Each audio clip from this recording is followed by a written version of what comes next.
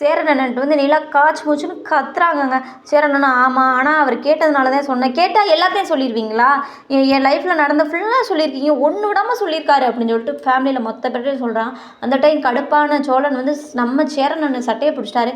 என்ன நடந்திருந்தாலும் சேரன் அண்ணன் சட்டையை சோழன் வந்து பிடிச்சிருக்க கூடாதுங்க. வாய் வார்த்தையாக பேசியிருக்கணும். நிலாவுக்கு நடந்தது அங்கே கஷ்டமான ஒரு சுச்சுவேஷன் தான். அவங்க வந்து கஷ்டமான ஒரு சுச்சுவேஷன் தான் ஃபேஸ் பண்ணிட்டு வந்திருக்காங்க. இருந்தாலும் நம்ம சேரன் அண்ணன் சட்டையை சோழன் பிடிச்சது மிகப்பெரிய தப்பு. அதை விட தப்பு என்ன பண்ணார், அடிக்க கை ஓங்குறாரு. அவர் அடிக்க கை ஓங்குற அளவுக்கு சோழன் வந்து ரொம்ப நல்லவரெலாம் கிடையாதுங்க. அதே டைம் பார்த்திங்கன்னா நிலா திட்டிட்டு அவர் சைடு திரும்பிக்கிறாங்க.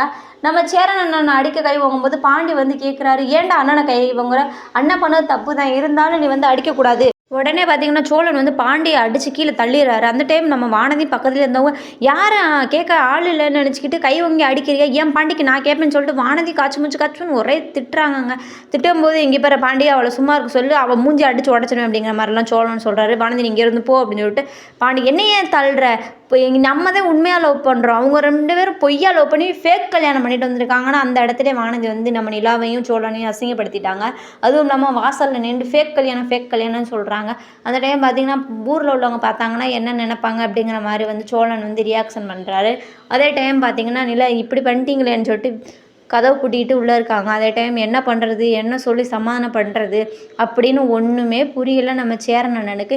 ஒரு சைடு சோழன் உட்காந்துருக்காரு, ஒரு சைடு நிலா, நடுவில் நம்ம சேரன் அண்ணன் என்ன பண்ண போகிறாரு, நம்ம நிலா சோழன் சேரன் அண்ணன் 3 பேரும் எப்படி சமாதானம் ஆகுறாங்க அப்படின்னு நாளைக்கு பார்க்கலாங்க.